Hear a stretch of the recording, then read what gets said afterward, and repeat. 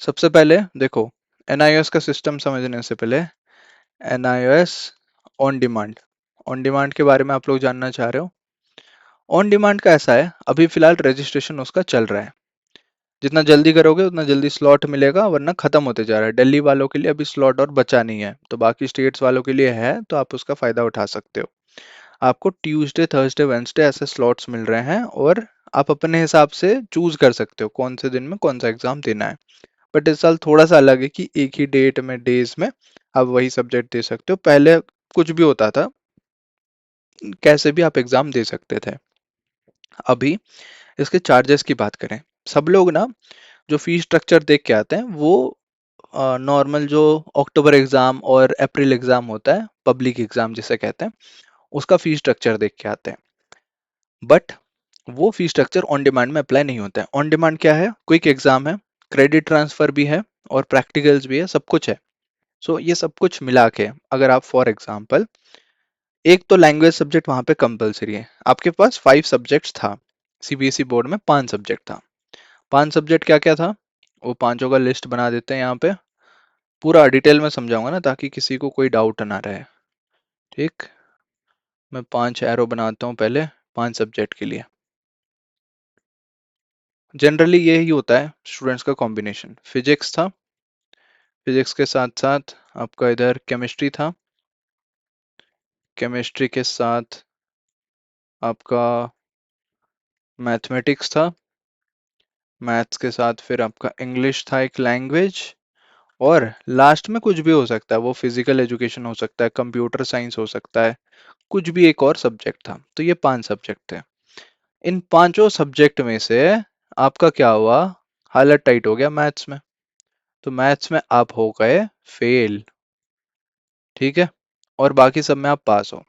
तो हम क्या कर सकते हैं, मैथ्स को ऑन डिमांड में जाके दे सकते हैं। मैथ्स को अगर ऑन डिमांड में देंगे तो कैसा रहेगा सिस्टम इसका, कि हम किसी 2 सब्जेक्ट का क्रेडिट ट्रांसफर कराएंगे।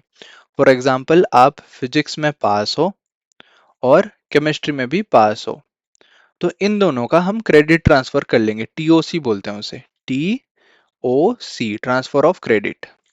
तो टीओसी करने के बाद एक लैंग्वेज सब्जेक्ट आपको देना ही देना पड़ेगा, एक मैथमेटिक्स आप दे देना।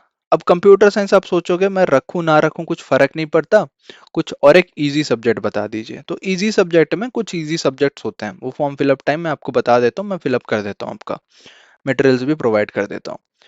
तो वो इजी सब्जेक्ट देके आप ऑन डिमांड में एग्जाम कौन सा दोगे, तो ऑन डिमांड में जो आप एक्चुअल में एग्जाम दे रहे होगे, फिर आपके पास बहुत कम सब्जेक्ट बचेंगे। मतलब 5 सब्जेक्ट आपको नहीं देना है, you have to give four, पहला तो मैथ्स दोगे क्योंकि ऑलरेडी उसमें फेल हो।